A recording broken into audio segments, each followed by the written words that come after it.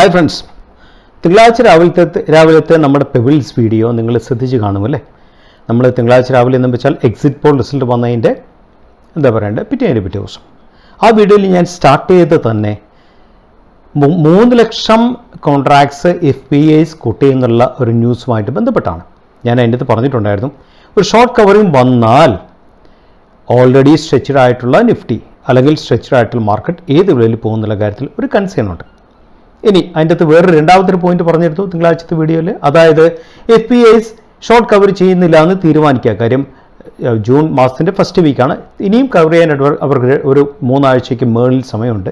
FPIs cover ചെയ്യുന്നില്ല എന്ന് വിചാരിച്ചാൽ പിന്നെ എക്സിറ്റ് പോളിൻ്റെ ബേസിൽ ഒരു റാലി ഉണ്ടാകുവാണെങ്കിൽ അത് റീറ്റെയിലർ ഉണ്ടാക്കുന്ന റാലി ആയിരിക്കും.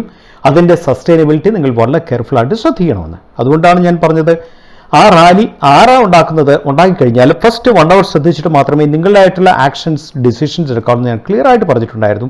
നമ്മൾ കണ്ട റാലി ഇതാണ്. ഒറ്റ മണിക്കൂർ തന്നെ ഓപ്പൺ ചെയ്തിട്ട് 23,501 ഓപ്പൺ ചെയ്തു, ഗ്യാപ്പ് അപ്പ് ഓപ്പൺ ചെയ്തിട്ട് 23,844 വരെ കൊണ്ടുപോയി. വിത്തിൻ 30 minutes അതുകൊണ്ട് സ്റ്റോപ്പായി, അവിടെ കൊണ്ട് സ്റ്റക്കപ്പായി പോയി. ചെറിയ റാലി അവിടെ കൊണ്ട് നിന്നു. അതിൻ്റെ അർത്ഥം എന്താണ്? ഈ റാലിയിൽ FPIസിൻ്റെ സഹകരണം ഇല്ലായിരുന്നു എന്ന് വേണം നമുക്ക് പറയാൻ സാധിക്കും. അതായത് റീറ്റെയിലർ പുഷ് റാലിയാണ്, അതുകൊണ്ട് റാലിക്ക് മേളിൽ പോകാൻ സാധിച്ചില്ല. ക്ലോസിംഗ് എന്ന് പറയുന്നത് ഓപ്പണിംഗ് കല്ല് താഴെയാണ് വന്നത്, അതുകൊണ്ടാണ് ക്യാൻഡിൽ റെഡ് ആയത്. നമ്മൾ പറഞ്ഞ രണ്ടാമത്തെ സിനാറിയാണ് ശരിക്കും മാർക്കറ്റിൽ തിങ്കളാഴ്ച നടന്നത്. ഇന്നലത്തെ മാർക്കറ്റ് നമ്മൾ പറയേണ്ട കാര്യമില്ല. ഇന്നലെ നമ്മൾ റിസൾട്ടുമായിട്ട് ബന്ധപ്പെട്ട ഒരു നാച്ചുറലി അത് ഇന്നലത്തെ റാലി നിങ്ങൾ ശ്രദ്ധിക്കണം.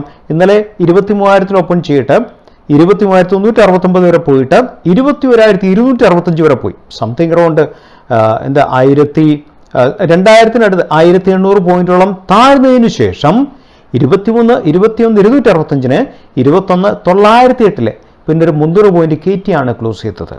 ഒരു പക്ഷേ ഇവിടെയൊക്കെ ശരിക്കും 3 ലക്ഷം കോൺട്രാക്ട്സ് എന്ന് ഞാൻ ഓൾറെഡി പറഞ്ഞല്ലോ, ഷോർട്ട് ചെയ്ത കോൺട്രാക്ട്സ് ഒക്കെ ഒരു പരിധിവരെ ഇവിടെയൊക്കെ ശരിക്കും ആ കോൺട്രാക്ട്സ് ഒരു പരിധിയൊക്കെ ഇവിടെ സെറ്റിൽ ചെയ്ത് കാണാനുള്ള സാധ്യതയുണ്ട്. ഇന്നത്തെ ഒരു മാർക്കറ്റ് നിങ്ങളൊന്ന് നോക്കൂ. ഇന്നത്തെ market naturally political news based ഉള്ള മാർക്കറ്റാണ്. ഈ ആഴ്ചയിൽ അങ്ങനത്തെ മാർക്കറ്റായിരിക്കും. ആ മാർക്കറ്റിൽ രാവിലെ കുറച്ച് നേരം നിഫ്റ്റി ഒരു റേഞ്ച് പോയിന്റ് നിന്നതിന് ശേഷം പൊളിറ്റിക്കൽ ന്യൂസിൻ്റെ ബേസിലാണ് നിഫ്റ്റി ഒന്ന് കയറാൻ ശ്രമിച്ചത്. 21,866 വരെ വന്നു, 21,824 താന്നു. എന്നിട്ടാണ് ഒരു ഒറ്റക്കയറ്റം കയറി 22,710 വരെ കയറിയത്. സോ സംതിങ് അറൗണ്ട് 900 പോയിന്റിനടുത്ത് എന്നിട്ടാണ് നിഫ്റ്റി കയറ്റിയത്. ശരിക്കും നമ്മൾ ഇന്നലെ പറഞ്ഞപ്പോൾ തന്നെ ഇന്നലെ ഈവനിങ് ടൈമിൽ ഒരു പക്ഷേ അവർ ഒരു പരിധി വരെയൊക്കെ സ്ക്വയർ അപ്പ് ചെയ്തേക്കാം, അല്ലെങ്കിൽ അവർ ഈ ഭാഗത്തും സ്ക്വയർ അപ്പ് ചെയ്യാനുള്ള സാധ്യതകൾ ഞാൻ കാണുന്നുണ്ട്. പക്ഷേ പ്രൊവൈഡഡ് നമ്മൾ വോളിയം നോക്കിയാൽ ഇന്നലത്തെ സൂപ്പർ വോളിയമാണ്. നാച്ചുറലി ഇന്നലെ തന്നെ കുറേയൊക്കെ സ്ക്വയർ അപ്പ് ചെയ്യാനുള്ള സാധ്യതകൾ നമുക്ക് ഒരു പരിധിവരെ കാണാൻ സാധിക്കും. ഇന്നലത്തെ അത്രയും വോളിയം ഇല്ല എങ്കിൽ പോലും ഇന്നത്തെ വോളിയം കഴിഞ്ഞത് ഏതാനും ദിവസങ്ങളായിട്ട് നോക്കാൻ നേരത്തെ കമ്പാരിറ്റീവ്ലി ബെറ്റർ വോളിയമാണ്. ഒരു പക്ഷേ ഇവിടെയും ഒരു പരിധിവരെയൊക്കെ സ്ക്വയർ അപ്പ് ചെയ്യാനുള്ള സാധ്യതകൾ ഞാൻ കാണുന്നുണ്ട്.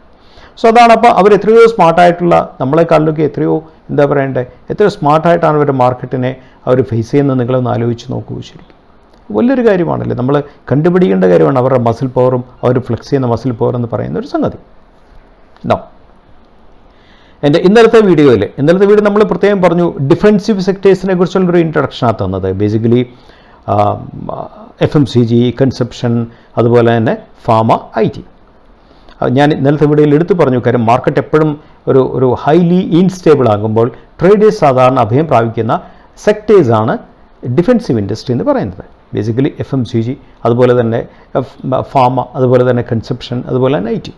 സോ ഇന്നലെ ഞാൻ പ്രത്യേകം പറഞ്ഞിട്ടുണ്ടായിരുന്നത് FMCG ഒഴിച്ചുള്ള ബാക്കി 3 ഇൻഡസ്ട്രി, ബാക്കിയുള്ള 3 ഇൻഡസ്ട്രി എന്നല്ല 2 ഇൻഡസ്ട്രി, FMCG ഒഴിച്ചുള്ള IT ആണെങ്കിലും അതുപോലെ തന്നെ ഫാമയാണെങ്കിലും 1-2 ചെറിയ ഹെഡ് വിൻസ് ഉണ്ട്. കാര്യം ഫാമയെ സംബന്ധിച്ച് ലോജിസ്റ്റിക്സിൻ്റെ ഇഷ്യൂ ഓൾറെഡി ഉണ്ട്. അതിനോടൊപ്പം തന്നെ US ജെട്രിക് മാർക്കറ്റിൽ ഇപ്പോഴും പ്രൈസിംഗ് പവറിലേക്ക് കംപ്ലീറ്റ് അവർക്ക് എത്താൻ സാധിച്ചിട്ടുണ്ടെന്നുള്ളൊരു ഫാക്ടറാണ്. അതുപോലെ തന്നെ IT ഇൻഡസ്ട്രി ആണെങ്കിൽ പോലും US എന്നുള്ള വലിയ പ്രൊജക്ട്സ് US ഒരു ഇൻട്രസ്റ്റ് ഒക്കെ കട്ടതിന് ശേഷം മാത്രമേ മണി ഫ്ലോ വരുള്ളൂ. ആ സമയത്തൊക്കെ ഹ്യൂജ് $1 ബില്യൺ പ്രൊജക്ട്സ് ഒക്കെ കമ്പനികൾ അത് ചെയ്യാനായിട്ട് താല്പര്യപ്പെടുത്തുള്ളൂ. ഇപ്പം ഉള്ളത് കൊണ്ട് അവർ മാനേജ് ചെയ്യുകയാണെന്ന് ഞാനിതിൽ പറഞ്ഞിട്ടുണ്ടായിരുന്നു. ഈ 4 സെക്ടറാണ് നോർമൽ കേസ് എന്ന് പറയുന്നത്. എന്തെങ്കിലും മാർക്കറ്റ് ഇൻസ്റ്റെബിലിറ്റി വരുമ്പോൾ സാധാരണ ആൾക്ക് റിസോർട്ട് ചെയ്യുന്ന ഒരു സെക്ടർ. അതിൻ്റെ അകത്ത് തന്നെ 2023 ഇപ്പോൾ റിസൾട്ട് നമ്മൾ വന്നല്ലോ, ഫൈനൽ റിസൾട്ട് 23-24 ഫിനാൻഷ്യൽ ഇയറിലെ P&L അക്കൗണ്ടിൽ ബെസ്റ്റ് പെർഫോം ചെയ്ത സ്റ്റോക്കുകളിലൊക്കെ ശരിക്കും പറഞ്ഞാൽ നമ്മൾ ആ സ്റ്റോക്കുകളെ ഒബ്സർവ് ചെയ്യണമെന്ന് കൂടെ ഞാൻ പറഞ്ഞിട്ടുണ്ടായിരുന്നു. നമുക്ക് ആ CNXലേക്ക് പോകാം. സോ നിങ്ങളുടെ മുമ്പിൽ CNXൻ്റെ ഇൻഡെക്സാണ് ഏറ്റവും കൂടുതൽ പെർഫോം ചെയ്ത സെക്ടർ. CNS മെറ്റലും ഓട്ടോയും കൺസപ്ഷൻ FMCG. നമുക്ക് കൺസപ്ഷൻ FMCGയും ആ ടോപ്പ് ലെവലിൽ തന്നെ കിടക്കുന്ന രണ്ട് സെക്ടർ. ഇന്നലെ ടോപ്പ് ലെവലിൽ കിടന്ന FMCG ആണ്, ഇന്ന് കൺസപ്ഷൻ അതിൻ്റെ കൂട്ടത്തിൽ കയറി. അതിനോടൊപ്പം തന്നെ എന്താ പറയേണ്ടത്, ഇന്ന് ഓട്ടോയും കയറിയിട്ടുണ്ട്. ഓട്ടോ ഇറ്റ്സ് നാച്ചുറലി കുറേ നാളുകളായിട്ട് ഔട്ട്ഫോം ചെയ്യുന്ന ഒരു ഇൻഡസ്ട്രിയാണ്. സോ ബേസിക്കലി FMCG, കൺസപ്ഷൻ, ഓട്ടോയും ആ കൂട്ടത്തിൽ കയറിയിട്ടുണ്ടെന്ന് ജസ്റ്റ് ഒന്ന് മനസ്സിലാക്കുക. അതിനോടൊപ്പം തന്നെ നമ്മൾ ഇന്ന് FMCG 4.34% ആണ് ഇൻഡെക്സ് കയറിയിരിക്കുന്നത്. സോ മെയിൻ സ്റ്റോക്കുകളൊക്കെ നിങ്ങൾക്ക് അനലൈസ് ചെയ്യാം. കൺസപ്ഷൻ കയറിയിരിക്കുന്നത് 4.46% ആണ് കയറിയിരിക്കുന്നത്. സോ നിങ്ങൾക്ക് മെയിൻ സ്റ്റോക്ക് നിങ്ങൾക്ക് അനലൈസ് ചെയ്യാം. ഫാമ കയറിയിരിക്കുന്നത് 3.65 ആണ് കയറിയിരിക്കുന്നത്. ഫാമ ഇന്നലെയും ട്രെൻഡ് ചെയ്തൊരു സെക്ടറാണ്. മാർക്കറ്റ് ഒന്ന് ഇൻസ്റ്റേബിൾ ആയപ്പോൾ ഇന്നലെയും ട്രെൻഡ് ചെയ്ത സെക്ടറാണ്. സോ നമുക്ക് മാർക്കറ്റ് ഇങ്ങനെയൊക്കെയുള്ള ഒരു ഇൻസ്റ്റെബിലിറ്റി വരുമ്പോൾ തീർച്ചയായും നമുക്ക് പുതിയ പുതിയ അവന്യൂസ് നമുക്ക് തീർച്ചയായും എക്സ്പ്ലോർ ചെയ്യണം. എക്സ്പ്ലോർ ചെയ്തിട്ട് ആ അവന്യൂസിൽ മാർക്കറ്റിനെക്കാളും ഔട്ട് പെർഫോം ചെയ്യുന്ന ഒരു സിനാറി ആണെങ്കിൽ, അതുപോലെ തന്നെ സ്റ്റോക്കുകളിൽ ഔട്ട് പെർഫോം സിനാറി ആണെങ്കിൽ തീർച്ചയായും നമുക്ക് തീർച്ചയായും നമ്മൾ കൂടുതൽ പഠിക്കണമെന്നാണ് എനിക്ക് പ്രത്യേകമായിട്ട് പറയാനുള്ളത്. കാര്യം നമ്മൾ ഇപ്പോഴും മാർക്കറ്റ് പ്രഷറിൽ തന്നെയാണ്. പ്രഷറിൽ നിന്ന് മാർക്കറ്റ് മാറിയിട്ടില്ല.